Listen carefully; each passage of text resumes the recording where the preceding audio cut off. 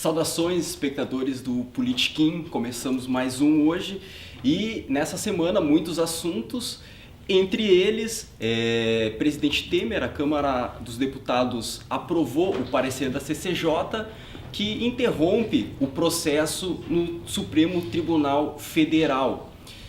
Fernando.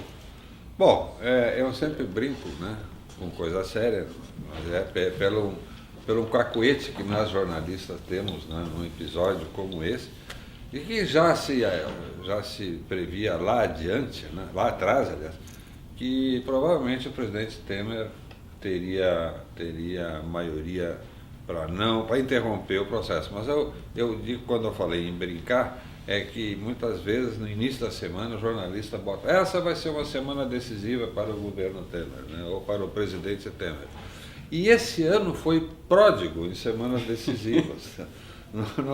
Pelo menos umas 20 até onde eu contei, depois eu parei. Né? Muitas emoções, né? Teve o caso da JBS, depois agora vai ser no Tribunal Superior Eleitoral. Então, sempre a semana. Provisoriamente não tem semana decisiva no horizonte. A gente está ficando desacostumado, né? Essa ausência de emoções, né? Na realidade já é uma coisa que é palpável, assim, eu acho que eu falei semana passada ou na outra, não empolga, o assunto não empolgou mais, né?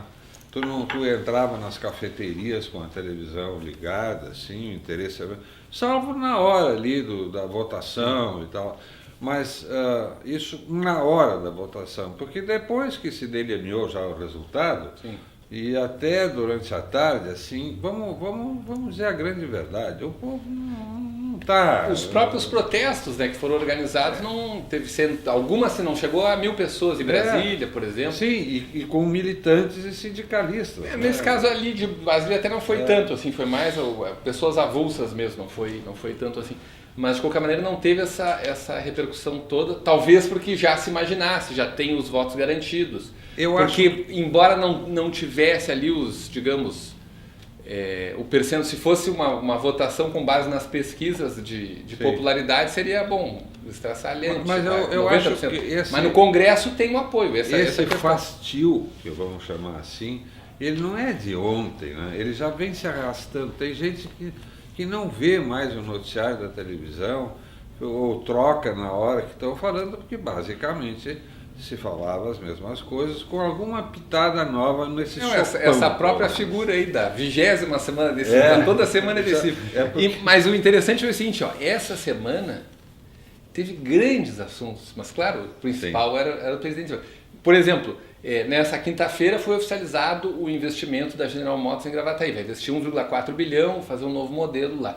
Mas hoje, a manchete dos jornais naturalmente foi que a Câmara barrou a denúncia. Sim. Essa semana também tem uma definição importantíssima para Porto Alegre. Teve um monte de assuntos importantes, né? Teve aqui o prefeito Marquesan aqui falando no Politiquim sobre a questão das isenções das passagens de ônibus e também a questão do saneamento. Mas uma coisa importantíssima é a seguinte, o IPTU está sendo definido nessa semana lá na Fazenda, como é que vai ser calculado o reajuste. Eles calculam 120% de defasagem, porque não é reajustado desde 91.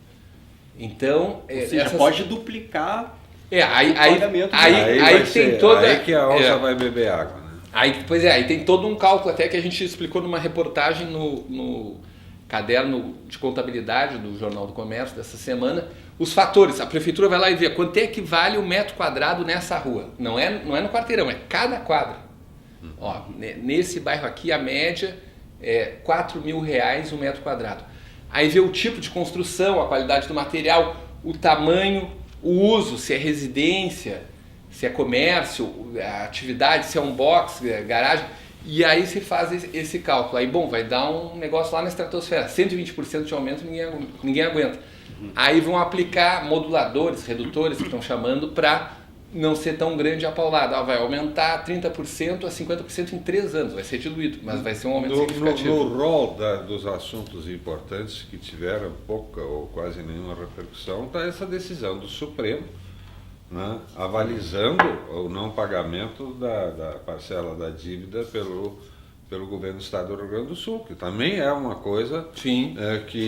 Mas é a velha história, né? Tem pouco holofote para muito assunto, né? E aí é que, até porque há um espaço físico de segundagem nas rádios e de espaço também nas televisões e espaço físico nos jornais. Né? Isso aí foi meio uma mudança, digamos assim, que até ali o que se falava, né? Vai ter um entendimento, regime de recuperação fiscal. Isso. E aí, como está demorando a negociação, bom, então entraram na justiça porque senão não vai ter dinheiro para pagar salário. E uma coisa, um detalhe, só, desculpe, mas interromper, um detalhe assim espantoso é o seguinte: essa prestação permite pagar mais R$450. Vê o tamanho do buraco que nós estamos metidos no Rio Grande do Sul.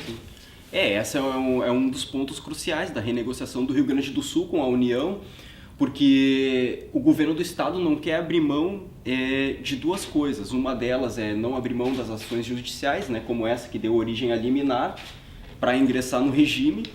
E a outra é ingressar no regime sem dar de garantia, né, sem privatizar antes as três estatais, a CS, RM e Sulgás, por conta do plebiscito, né, que é uma questão que fugiu do controle do governo, não conseguiu convocar, vai acontecer só em 2018. Né? A questão é que a água está batendo no pescoço já, e aí tá perigando encontrar uma folha de pagamento na outra, ou seja, atrasar tanto um mês encontro de folha, que chega no outro.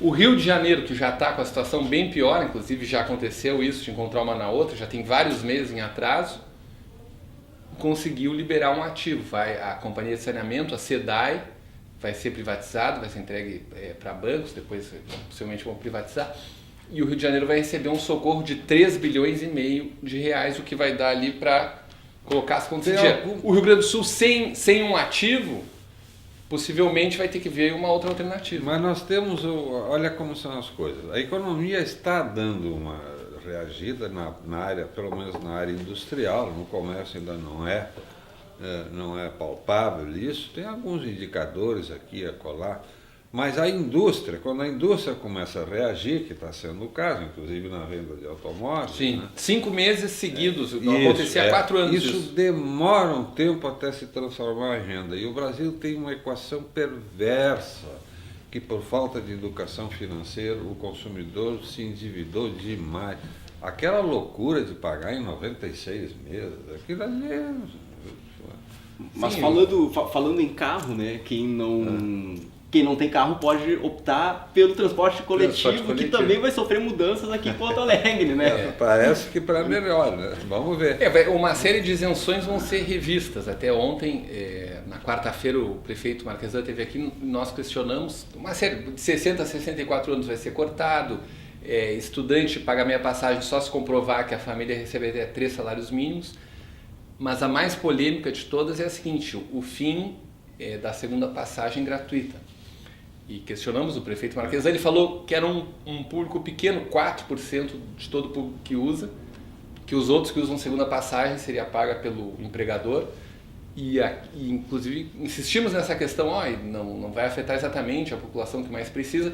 E a tese dele é a seguinte: isso aí vai permitir que a passagem não fique tão cara e, em última análise, beneficiaria exatamente essa população mais pobre, no que tem muitas críticas e controvérsias. A ATP há muitos anos, décadas até, ela sempre afirmou isso, né? Que se tivessem, até fazia cálculos assim, com o fim das isenções e com subsídio ao diesel, né? Porque a gente tem que entender o seguinte: um ônibus desses articulados, ele faz 1,5 km por litro de óleo diesel.